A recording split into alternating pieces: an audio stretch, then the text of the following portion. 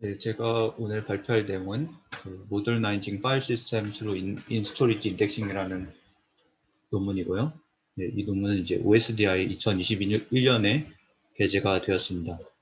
그리고 이 논문은 이제 지지스트의 이성진 교수님과 예전 민 교수님 연구실에 계셨던 김석준 박사님께서 이제 공동 연구를 하신 논문이 되겠습니다. 네, 우선 백그라운드부터 살펴보겠습니다. 그래서 여기서는 이제 기존의 파일 시스템에 관해서 고찰을 하고 있는데요. 이제 많은 파일 시스템이 스토리지 디바이스에서 제공하는 블락 인터페이스 위에서 구현이 되어 있습니다. 그래서 뭐 가장 쉽게 생각할 수 있는 것이 ext4가 될 텐데요. ext4는 이제 그 스토리지에서 이제 스페이스를 블락 그룹으로 나눈 다음에 그 각각의 블락 그룹 내에서는 뭐 블락 빈맵, 뭐 아이노드 빈맵, 그리고 아이노드 블락, 데이터 블락 등의 여러 가지 이제 구성 요소를 갖추고 있습니다. 그런데 이와 같은 이제 전통적인 파일 시스템이 갖는 문제는 일단 너무 복잡하다는 것이고요. 그래서 그것을 이제 뒷받침하기 위한 실험이 이 밑에 나와 있는데, 이 실험 같은 경우에는 여러 SSD에 대해서 그 IOPS를 측정한 것인데요. 이 가장 왼쪽에 있는 SSD가 가장 느린 것이고요. 가장 오른쪽에 있는 SSD가 빠른 SSD가 되겠습니다. 그래서 여기서는 이제 여러 가지 워크로드로 성능을 측정을 하였는데, 일단 맨 첫 번째 랜덤 리드와 라이트의 경우에 보시면은 SSD의 성능이 빨라짐에 따라서 IOPS도 함께 증가하는 것을 확인할 수 있습니다. 그렇지만 여기 발메일이라든지 다른 여러 가지 그 워크로드에 대해서는 전혀 스케일러블하지 못한 모습을 보이고 있는데요. 네, 그 나머지 세 개의 공통점은 메타데이터를 많이 건드린다는 점입니다. 그리고 디테일이지만 그 발메일의 경우 가장 빠른 SSD가 스케일러블한 것처럼 보이지만 사실은 발메일의 경우 F싱크 오퍼레이션이 많이 불리게 되는데 F싱크를 이 모델에서는 전혀 무시하기 때문에 벌어지는 현상이 되겠습니다. 그래서 전혀 이제 스케일러블하지 않다는 것이고, 그래서 이것을 이제 그림으로 나타내면 이제 파일 시스템에 위에서는 뭔가 많이 일을 하고 있는데 그것이 스토리지의 밴드위스를 충분히 활용을 하지 못하고 있다는 점이죠. 그렇다면은 기존의 파일 시스템이 도대체 뭐를 하길래 그러한 문제점을 가지고 있는지, 왜 그렇게 복잡한지에 대해서 살펴보자면, 일단 뭐 여러 가지가 있을 텐데 첫 번째는 이제 메타데이터의 관리입니다. 그래서 앞서 말씀드린 그 ext4의 경우 뭐 빈맵이라든지 뭐 아이노드 그런 여러 가지 이제 메타데이터 때문에 실제 그 파일 오퍼레이션을 수행하기 전에 IO 앰플리피케이션이 많이 발생을 하게 되고요. 그 다음에 이제 스페이스 관리가 되겠습니다. 그래서 기존의 블락 인터페이스 위에서 작동하는 파일 시스템의 경우에는 파일 시스템의 이 계속 이제 작동됨에 따라서 그 블락들이 이제 파편화되는 현상들이 나타나게 되죠. 그 다음에 마지막으로 이제 크래시 컨시스턴시를 위해서 해주는 일들이 있을 텐데요. 이제 전화를 하기 위해서 이제 두 번 쓰는 것이 필요하고, 그로 인해서 이제 IO 딜레이 같은 것이 발생하게 됩니다. 그래서 여기서는 이제 이 논문에서 제안하는 것은 결론적으로는 이 블락 인터페이스를 키밸류 인터페이스로 바꾸면은 상당한 효과를 볼 수 있다라는 것이 되겠고요. 여기서 이제 전체 시스템을 이제 이름을 케빈이라고 지었습니다. 그래서 뭐 키밸류 인터페이스의 줄임말이라고 하는데, 결국에는 이제 키밸류 인터페이스를 활용한 파일 시스템을 만드는 것이 이제 메인 컨트리뷰션이 되겠습니다.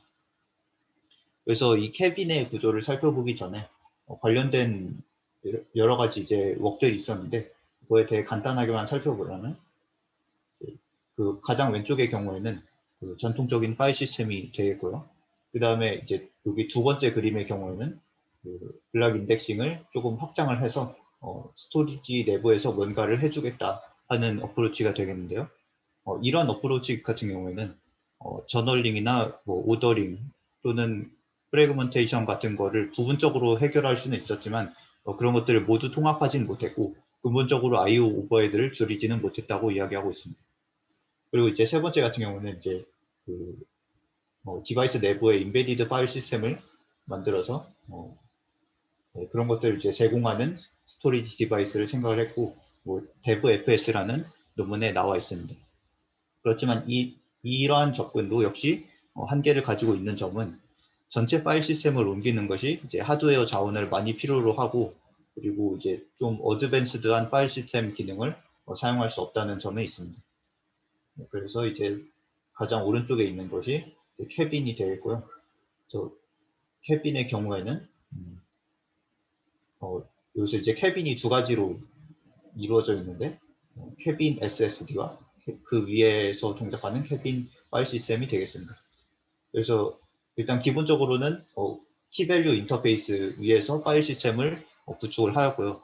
그런데 사실은 이러한 키밸류 인터페이스에서 동작하는 파일 시스템이 이것이 첫 번째는 아닌데 예를 들면은 B 엡실론 트리 파일 시스템 같은 경우에도 토쿠DB라는 키밸류 스토어 위에서 동작을 합니다. 하지만 그런 것도 역시 한계가 있는 점은 토쿠DB 자체가 이제 백엔드 스토리지로 ext4를 쓰기 때문에 앞서 말씀드린 뭐 저널링 같은 과정에서의 이제 IO 오버헤드를 완전히 줄이지는 못했습니다. 그래서 이 캐빈에 대해서 조금 더 살펴보겠습니다. 네, 앞서 말씀드렸듯이 캐빈 파일 시스템과 SSD 이 두 가지를 아우르는 얘기가 되고요. 그리고 이 SSD에서 제공하는 인터페이스를 살펴보면 이제 기본적인 키밸류 인터페이스가 위에 이렇게 뭐 get, set, delete, iterate 이런 식으로 있을 거고 이제 거기다가 이제 익스텐드를 했는데 익스텐드한 부분은 이것은 이제 저널링을 위한 부분이 되겠습니다. 그래서 begin transaction, end transaction, abort transaction 이런 것들이 제공이 됩니다. 그리고 여기 TID라고 하는 부분은 뭐 transaction ID가 될 것이고요. 그래서 이 위에서 캐빈 FS를 어떻게 만들었는지를 살펴보겠습니다. 네, 그래서 캐빈 FS는 기본적으로 그 세 개의 오브젝트 종류를 가지고 있는데요. 슈퍼블락 오브젝트와 메타 오브젝트, 데이터 오브젝트 이렇게 세 가지 종류가 되겠습니다. 그중에서 이제 슈퍼블락 오브젝트는 뭐 자세한 설명은 필요는 없을 것 같고 이제 메타 오브젝트와 데이터 오브젝트에 대해서 주로 살펴보면 이런 그 오른쪽에 파일 시스템 하이어라키가 있을 때 우선 디렉토리의 경우에는 메타 오브젝트만을 갖습니다. 그리고 여기 맨 밑에 보이시는 밥.txt 같은 경우는 이제 정규 파일이기 때문에 메타 오브젝트와 데이터 오브젝트가 함께 있게 됩니다. 그리고 이제 여기서 이제 네이밍에 따라서 규칙을 좀 살펴볼 수가 있겠는데요. 예를 들어서 이 루트의 i노드는 요 밑에 써 있는 숫자가 지금 i노드가 되겠는데요. 루트의 i노드는 뭐 여기서 이제 고정을 했습니다. 뭐 2번으로 고정을 했는데 루트의 i노드가 2번이기 때문에 그 아래에 있는 디렉토리 또는 뭐 정규 파일이 있다면 마찬가지로 그것의 이제 메타 오브젝트의 키 이름에 그것의 패런트에 아이노드 넘버가 들어가게 됩니다. 이 m은 이제 메타라는 뜻이고 m 그리고 2는 루트의 아이노드 넘버가 되고 그다음에 이렇게 이름이 들어가게 됩니다. 네, 마찬가지로 앨리스도 패런트의 아이노드 넘버가 15이기 때문에 이런 식으로 네이밍을 했고요. 네, 그 다음에 이제 뭐 정규 파일의 경우에도 보면은 뭐 이렇게 똑같이 되어 있는데 데이터 오브젝트의 경우에는 다르게 자신의 아이노드 넘버를 이렇게 붙여주게 됩니다. 그래서 이러한 구조로 그냥 뭐 오브젝트로 이렇게 파일 시스템을 구성했다고 보시면 될 것 같습니다. 그래서 이러한 파일 시스템에서 크리에이트를 비롯한 여러 가지 오퍼레이션들이 어떻게 작동하는지를 보시면은 폼 아래 csl.txt를 만들었습니다. 그러면 해줘야 되는 게 여기 이렇게 그 CSL.txt가 생기고 아이노드 넘버는 이제 1, 2, 3이라고 하겠습니다. 그러면은 앞서와의 네이밍 규칙처럼 이제 패런트의 아이노드 넘버가 15이기 때문에 m 15 csl.txt 이런 식으로 키가 정해지게 됩니다. 그 다음에 뭐 이 안에 들어가는 내용은 뭐 다른 메타 오브젝트를 참고해서 이렇게 적어주면 되겠고요. 그래서 이제 제가 방금 말씀드린 부분이 이 밑에 있는 셋과 관련된 부분인데 이와 같이 그 키밸류 인터페이스로 이러한 파일 시스템 동작을 수행을 할 수 있습니다. 그리고 이 위에 보이시는 부분은 사실은 이 부분이 논문에서는 전혀 나오지 않아서 제가 이제 회색으로 쓰기는 했는데 제 생각에는 여기에 있는 메타 오브젝트에도 이 부분을 숫자를 고쳐줘야 되는 걸로 이제 생각이 드는데요. 제가 이 부분에 대해서 설명을 빼먹었는데 여기에 있는 이 숫자들은 메타 오브젝트의 경우에는 자신의 차일드의 개수 그리고 메타 오브젝트가 아니라 그 디렉토리의 경우에는 자신의 차일드의 개수가 되고 또 정규 파일의 경우에는 차일드가 없으니까 그 데이터 오브젝트의 크기가 되겠습니다. 그래서 이 부분도 이제 고쳐줘야 될 것 같은데 논문에 나오지 않아 있어서 이렇게 표시를 했고요. 마찬가지로 이제 라이트 같은 경우도 앞서의 규칙대로 해주면 됩니다. 그래서 여기서는 이제 물론 이와 같이 이제 파일 사이즈를 바꿔줘야 되고요. 그래서 여기 이제 분홍색 부분에 4096이라고 표시가 되어야 될 것이고, 그래서 여기서 이제 4kg를 쓰는 걸로 가정을 했습니다. 그래서 그 다음에 이제 데이터에 관한 그 오브젝트도 써줘야 될 텐데 그것의 키 이름은 일단 데이터니까 D가 되고 그 다음에 아이노드 넘버를 써주니까 1, 2, 3이 되고 그 다음에 이 0 같은 경우는 무슨 의미냐면 앞에서는 그냥 이제 100까지만 나와 있었는데 이 케빈 FS에서는 이 데이터를 정규 파일의 실제 데이터 부분을 단 하나의 오브젝트로만 하면 그 파셜 라이트의 경우에 전체 오브젝트를 전부 읽어서 부분만 바꾸고 다시 다 써줘야 되는 문제점이 있습니다. 그래서 그것을 해결하기 위해서 이제 최대 4kb까지 하나의 오브젝트가 되도록 하였고요. 그래서 이 뒤에 있는 0은 그냥 이제 그 오프셋이 되겠습니다. 그래서 0번부터 4095번째 바이트까지는 이 0번에 들어가고 4096부터 그 이유는 이제 1번 오프셋으로 들어가고 이런 식으로 해서 그 키 이름을 설정을 해주었습니다. 근데 뭐 이거는 뭐 그냥 이제 파일 내부에서 오프셋을 그냥 그 4kg로 나눠주면 되니까 전혀 오버헤드는 없다고 보면 될 것 같고요. 그 다음에 이제 read dir의 경우 이런 식의 네이밍이 이제 효과를 보는 것을 확인을 할 수 있는데요. 여기서는 이제 루트 아래 홈이라는 디렉토리에 접근한 것을 생각해 보겠습니다. 그러면은 홈이라는 디렉토리에 접근을 했을 때 홈에 이제 아이노드 넘버가 15가 되기 때문에 그런데 그 홈 안에 들어있는 그 차일드는 모두 다 그 키로서 15라는 숫자를 가지고 있죠. 그래서 홈 아래 들어있는 차일드는 모두 다 프리픽스로 M15라고 되어 있을 것입니다. 그래서 read dir를 하는 것은 이러한 그 키밸류 인터페이스에서는 M15를 이제 키 프리픽스로 하는 이터레이트를 사용을 하면 되겠습니다. 그리고 뭐 이 뒤에 이 같은 경우는 뭐 이것을 너무 많이 하면 이제 속도가 느려지니까 여기 이제 최대 개수만을 설정을 해서 뭐 할 수 있는데 여기의 경우에는 이제 홈 아래에 이제 있는 차일드의 개수가 2니까 그냥 뭐 전부 다 이렇게 이터레이트를 한다고 생각을 하시면 되겠고요. 그래서 뭐 이러한 구조가 어떤 장점을 갖는가 그것을 살펴보자면은 우선 그 지금까지의 구조에서 기존의 파일 시스템과 다른 부분이 한 가지 있습니다. 그 중요한 부분 중에 하나가 바로 그 디렉토리에 대해서 디렉토리 엔트리가 없다는 것이죠. 그래서 기존에는 지금 여기에 보이시는 메타 오브젝트라고 된 부분은 기존의 파일 시스템에서 아이노드와 같은 역할을 하고 있는데요. 원래 기존의 파일 시스템에서 패스 트래버설을 하려면 아이노드를 보고 그 다음에 그 디렉토리 엔트리들을 보고 다시 밑으로 내려가서 해당 파일의 아이노드를 보고 이런 과정이 계속되었어야 됐는데 이러한 구조에서는 지금 디렉토리 엔트리가 없기 때문에 그 패런트 디렉토리들의 메타 오브젝트, 즉 아이노드만을 보고 패스 트래버스를 할 수가 있는 점이 장점이 되겠습니다.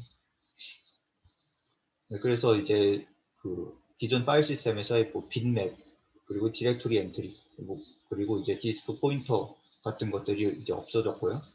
그래서 이제 메타데이터 트래픽을 줄일 수 있었다 이렇게 이야기를 하고 이제 시스콜이 어떻게 변환되는지를 살펴봐도 이렇게 여기 이제 빨간색으로 표시된 부분이 전부 이제 그 새로운 키밸류 인터페이스에서는 불필요한 것으로 이렇게 확인을 하실 수 있습니다. 그래서 굉장히 이렇게 그 사용 방법이 간단해진 것을 알 수가 있고 그래서 네, 여기까지가 이제 케빈 FS의 구조였는데 일단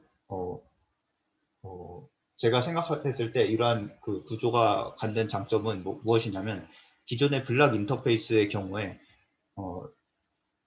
그 우리가 가지고 있던 파일이나 디렉터리의 구조가 직관적으로 거기에 들어맞지가 않습니다. 그래서 블락 인터페이스 위에서 어떻게든 파일과 디렉토리 구조를 추상화하고자 익스텐트 이런 여러 가지 복잡한 개념들을 도입을 했어야 됐는데 이러한 구조에서는 전혀 그럴 필요가 없죠. 그래서 그런 것들이 이제 큰 장점이라고 생각이 되고 그래서 이제 그것이 이제 구체화된 게 이제 빗맵 같은 경우 것의 유무 또는 디렉토리 엔트리의 유무 그런 것이 될 수 있겠습니다. 그리고 이제 후에 얘기를 하겠지만 뭐 저널링 같은 경우에도 이러한 구조가 상당히 이제 효과를 보는 것을 알 수 있습니다. 그래서 그 여기까지가 케빈 FS에 대한 내용이었고 그 케빈 FS가 이제 케빈 SSD 위에서 구현이 되었는데 이 케빈 SSD도 이 논문에서 연구를 한 내용이 되겠습니다. 그래서 이 케빈 SSD는 FPG 위에다가 커스텀 플래시를 달아서 구현을 했고 그 다음에 이제 한 가지 이제 특징적인 점은 그 여기서는 이 케빈 SSD에서는 직접 그 피지컬 스페이스를 접근을 하면 되기 때문에 기존의 FTL 기능 중에서 로지컬 투 피지컬 기능이 그 매핑이 없어도 됩니다. 그래서 그런 기능들을 전부 걷어내고 기존의 FTL 기능 중에서는 배드 블락 관리와 웨어 레벨링 등만 이렇게 남겨놓고 구현을 했습니다. 네, 그래서 이 케빈 SSD는 기본적으로 이 키밸류 인터페이스를 지원을 하고 내부적으로는 이렇게 LSM 트리로 구현이 되어 있습니다. 그래서 이 위쪽이 이제 컨트롤러의 D램이 되어 있고 이 밑에 쪽이 플래시가 되어 있는데요. 이제 컨트롤러의 D램에 이러한 LSM 트리의 구조가 들어 있습니다. 그래서 각 레벨에 있는 이 엔트리가 어떻게 생겼는지를 살펴보면 이제 스타트 키와 엔드 키 그리고 그 뒤에 있는 게 이제 포인터가 될 텐데요. 실제 플래시에 들어있는 키 인덱스 페이지라고 하는 것의 시작, 그러니까 스타트 키의 그 포인터를 가리키고 있습니다. 그래서 그 이 키 인덱스 페이지라는 것 때에는 스타트 키부터 이제 엔드 키까지의 그 키들이 들어있고 실제로 그 밸류가 위치하는 곳을 가리키고 있습니다. 그래서 이 케빈 SSD에서 사용하는 LSM 트리의 경우에는 키와 밸류를 분리한 형태가 되겠습니다. 네, 그리고 마찬가지로 여기 데이터에 대한 부분도 있고 여기 이제 메타데이터에 대한 키들도 이런 식으로 묶이는 것을 확인할 수 있습니다. 그리고 각각의 페이지 내에서는 그 이제 키밸류 인덱스들이 그 키에 따라서 소팅이 되어 있는 것을 확인할 수 있습니다. 그래서 이거는 컴팩션 과정에 의해서 자동적으로 되는 것을 알 수가 있고요. 그리고 여기서 이 논문에서 이제 디자인 초이스로 이제 한 가지 이야기를 하는 것은 키의 크기가 예를 들어서 키는 이제 최대 256바이트까지 가능한데 키가 굉장히 크고 밸류 사이즈가 작다고 해도 평균적으로는 키가 밸류 사이즈보다 훨씬 작기 때문에 이런 키와 밸류 페이지를 따로 구분을 해서 관리를 한다고 이야기를 하고 있습니다. 그래서 여기서 이제 구체적으로 뭐 오픈 dir 같은 것이 내려올 때 어떻게 동작을 하는지를 살피면 일단 뭐 이 오픈 dir이 전체 내려오진 않을 테고 이 파일 시스템에서 이것을 각 컴포넌트로 쪼개서 get 오퍼레이션을 통해서 실행을 할 수 있습니다. 그래서 우선 뭐 루트 같은 경우 루트를 먼저 이렇게 찾겠고요. 근데 루트의 아이노드 넘버는 이제 고정이 되어 있으니까 그 다음에 M 그리고 E 그리고 그 다음에 찾고자 하는 그 다음 컴포넌트가 홈이기 때문에 이런 홈 이렇게 키를 전체 구성해서 그것을 이제 get을 해주면 메타 오브젝트를 가져올 수 있고요. 그 다음에 그 안에 들어있는 것이 이제 15가 될 테니까 그 다음 컴포넌트가 또 앨리스가 될 테니까 M, 15 앨리스 이런 식으로 쭉쭉 내려가면 원하는 컴포넌트를 찾을 수가 있게 됩니다.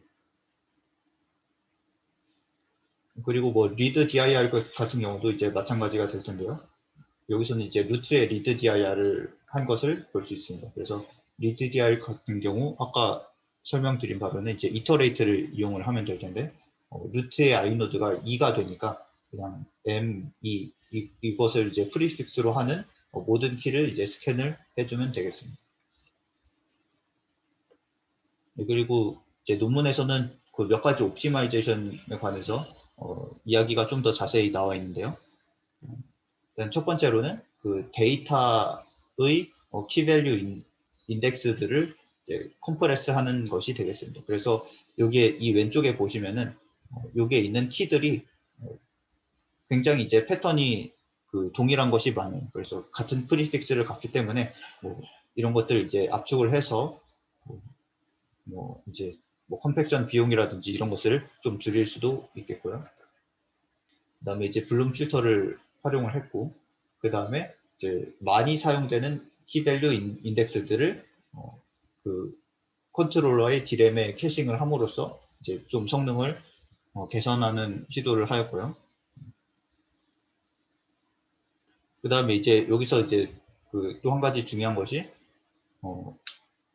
그 파일 시스템에서 관리를 하는 저널링 메커니즘을 디바이스 레벨로 오프로딩을 하였다는 점인데요. 그래서 여기서 이제 크래시 컨시스턴시를 보장을 해줄 수 있습니다. 그래서 뭐 예를 들어서 그 언링크를 할 때 이러한 그 언링크라는 것이 아토믹하게 동작하는 것을 보장해 주려고 하면 아까 그 말씀드렸던 그 키밸류 인터페이스 중에서 이제 begin tx, end tx 그리고 또 하나가 어볼트 tx가 있었는데요. 이런 begin tx를 해서 트랜잭션의 시작을 알리고 end tx를 통해서 트랜잭션의 끝을 알려주면은 이 전체가 하나의 아토믹 오퍼레이션으로 처리가 되는 것이죠. 그리고 뭐 언링크의 경우에는 뭐 중간에 들어있는 이 딜리트 같은 경우는 그 이 두 오브젝트를 지워주고 또 이제 그 페런트의 아이노드를 이렇게 붙여주는 동작이 되겠고요. 네, 그리고 그래서 이러한 그 파일 시스템에서 관리하는 저널링 메커니즘을 디바이스에 오프로딩 했을 때 장점이 있을 텐데요. 일단은 그 디바이스에 두 번 쓸 필요가 없을 것이고요.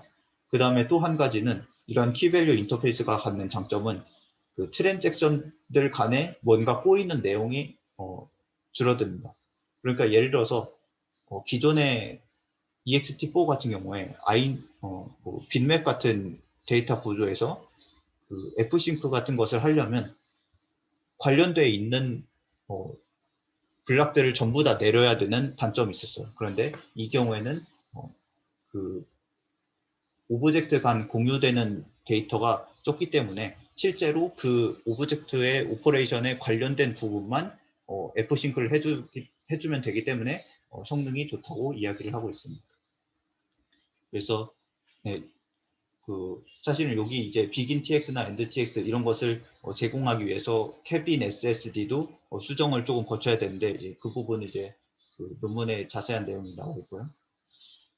그다음에 이제 이밸류에이션 부분을 살펴보면, 네, 이거는 이제 앞에서 제가 보여드렸던 슬라이드인데, 이제 기존의 파일 시스템이 가지고 있었던 세 가지의 큰 문제점이 여기 있습니다. 그래서 메타데이터를 업데이트할 때 IO 앰플리피케이션이 발생한다. 그 다음에 두 번째는 파일 시스템이 에이지됨에 따라서 블락들이 프래그먼티드 된다. 그 다음에 이제 저널링을 하기 위해서 오버헤드가 있다. 그래서 이러한 그 문제점들을 얼마나 잘 해결을 했는지에 대해서 조금 그 결과를 살펴보도록 하겠습니다. 그래서 뭐 실험 환경은 뭐 이와 같고요. 그리고 SSD 플랫폼 같은 경우에는 이제 그 오픈 채널 SSD랑 유사하다고 하는데 이제 QEMU 위에서 여기 자체적으로 만든 FTL을 구동을 하였습니다. 그리고 이제 케빈 FS를 여러 가지 파일 시스템과 비교를 했는데 뭐 ext4, XFS, B3 파일 시스템 그리고 F2FS 이렇게 비교를 했고요. ext4 같은 경우에는 이제 오더드 모드의 저널링을 사용을 했습니다. 그래서 이 위에 보이시는 이 캐피탈로 된 대문자들이 이제 그 각각의 파일 시스템, 그래서 ext4, XFS, B3FS, F2FS, 그리고 마지막으로 케빈 FS가 되겠습니다. 그래서 우선 그 첫 번째 질문인 메타데이터에 있어서 IO 앰플리피케이션이 얼마나 발생을 하는가에 대해서 질문을 해보자면 여기서 이제 여러 가지 워크로드를 돌렸는데 이 앞에 있는 4개는 이제 약 800만 개 정도의 파일과 디렉토리를 생성하고 제거하는 그러한 워크로드가 되어 있고요. 그리고 이 뒤에 있는 이 readdir 같은 경우에는 뭐 80만 개 정도의 디렉토리 내에 400만 개 정도의 파일에 대해서 이제 readdir을 한 것이 되겠습니다. 그래서 여기서 보시면 일단은 그 앞에 있는 4개 같은 경우에 이제 메타데이터가 껴있는 메타데이터를 많이 업데이트를 하는 그 오퍼레이션들이 되겠죠. 그래서 케빈 FS가 상당히 높은 성능을 보여주는 것을 확인할 수 있고, 그 다음에 이제 readdir 같은 경우에는 그 케빈 SS에 대해서 내부적으로 이제 LSM 트리를 사용을 하기 때문에 readdir은 이제 스캔을 해야 되죠. 그래서 이제 스캔 과정에서 조금 이제 오버헤드가 있기 때문에 기존의 파일 시스템보다 낮은 성능을 보여주는 것을 확인을 하였습니다. 근데 이제 뭐 이것은 이제 세컨드니까 readdir을 두 번째 돌린 건데 내부적으로 이제 그 컨트롤러 D램에 그 키밸류 인덱스들에 대한 캐싱 정보를 가지고 있기 때문에 계속적으로 접근하는 로컬리티가 있는 데이터들에 대해서는 조금 더 이제 나은 성능을 보여주는 것을 확인할 수 있었습니다. 그리고 이제 그 파일 시스템 트래픽 같은 경우를 보면은 뭐 여기 케빈 FS의 경우에는 거의 뭐 보이지 않는 수준인데 나머지의 경우에는 이제 그 메타데이터 리드, 라이트가 현저히 높은 것을 확인을 할 수 있게 됩니다. 그리고 또 저널링 IO도 있는 것을 확인을 할 수 있죠. 그 다음에 이제 두 번째 질문이 파일 시스템이 에이징됨에 따라서 기존의 파일 시스템은 블락의 이제 파편화 현상이 발생을 하였는데 이 케빈 FS에서는 어떻게 그럴 것을 효율적으로 잘 그 성능이 나오는지 그것을 확인을 한 결과가 되겠습니다. 그래서 여기 이제 여러 가지 워크로드로 이렇게 돌렸는데 대부분의 경우에서 이것은 이제 수치가 낮을수록 좋은 것이고요. 대부분의 경우에서는 이제 케빈 FS가 이 디그레이션이 떨어지는 것을 확인을 했습니다. 근데 이제 몇 가지 이제 크리에이트 4K라고 하면 이제 큰 밸류를 의미를 하고, 그 다음에 이제 CP 같은 경우에는 이 디그레이션이 크게 나타나는데 그 이유는 이제 아무래도 기존의 그 파일 시스템보다 LSM 트리 내부에서는 이제 예를 들어서 뭐 그 큰 밸류 같은 것이 있으면 그 컴팩션 하고 이제 GC를 하는데 이제 비용이 많이 들기 때문에 그런 측면에서 이러한 디그레이션이 높게 나타났다고 설명을 하고, 그 다음에 이 밑에 보이는 그래프에서는 이제 이 런이라고 하는 것은 파일 시스템을 에이징하는 그 횟수를 의미를 한 건데 이 런이 증가함에 따라서 FI와 리드 dir 둘 다 이제 케빈 FS의 경우에는 실제로 뭐 데이터들이 한 오브젝트에 진짜로 모여있기 때문에 이제 일관성 있는 성능을 보여주지만 EXT4의 경우에는 성능이 낮아지는 것을 확인을 할 수 있습니다. 그 다음에 이제 마지막으로는 이제 저널링과 관련된 Fsync 인텐시브 워크로드의 경우인데요. 여기서 이제 파일 벤치라는 것을 사용을 해서 그 안에 있는 두 가지 워크로드를 사용을 했는데 이 첫 번째 것은 이제 바메이라는 걸로 각각의 write 오퍼레이션 이후에 전부 다 Fsync를 내리게 됩니다. 이 OLTP라는 것은 이제 F 데이터 싱크 오퍼레이션을 역시 내리게 되는데 이 F 데이터 싱크 같은 경우에는 데이터만 싱크를 하기는 하지만 경우에 따라서는 메타데이터도 싱크를 하긴 합니다. 그래서 어떤 경우가 있냐면 예를 들어서 뭐 A타임, M타임, C타임 같은 경우에는 즉시 업데이트를 해줄 필요가 없습니다. 그렇지만 파일 사이즈 같은 경우에는 즉시 업데이트를 해줘야 다음에 들어온 오퍼레이션이 정상 작동을 할 수 있기 때문에 항상 최신 상태를 유지를 해줘야 됩니다. 그래서 데이터 싱크의 경우에도 파일 사이즈 같은 것을 바꾸는 트렁케이트나 어펜드를 하거나 하는 오퍼레이션들에 대해서는 이러한 메타데이터 업데이트가 발생하게 됩니다. 그래서 그런 경우에 있어서 케빈 FS가 스토리지에서 저널링을 이제 F싱크를 이제 라이트웨이트하게 수행해 주기 때문에 훨씬 성능이 높은 것을 확인할 수 있게 됩니다. 그리고 이제 이 오른쪽 그래프에서도 이 노란색 이제 저널링 IO에 대한 부분인데 케빈 FS의 경우에는 그런 부분이 없는 것을 확인을 할 수 있습니다. 그래서 마지막으로 결론인데요. 이 논문에서 주장하고 있는 핵심 내용은 이제 기존의 블락 인터페이스 위에서 파일 시스템을 구현하는 것보다 키밸류 인터페이스 위에서 파일 시스템을 구현하는 것이 훨씬 더 이제 직관적이고 여러 가지 오버헤드를 제거할 수 있다고 하였고, 그 다음에 이 저자들은 이제 케빈 파일 시스템과 케빈 SSD로 구성된 케빈이라는 시스템을 제안을 했고요. 이 케빈의 이제 핵심 내용은 파일 시스템에서 하는 몇몇 과정들을 오프로딩해서 디바이스에서 대신 수행을 해주겠다는 것이었습니다. 그래서 그것을 통해서 이제 I/O 트래픽, 특히 메타데이터 인텐시브한 워크로드에 대해서 I/O 트래픽을 현저하게 줄일 수 있다 하는 것이 결론이 되겠습니다.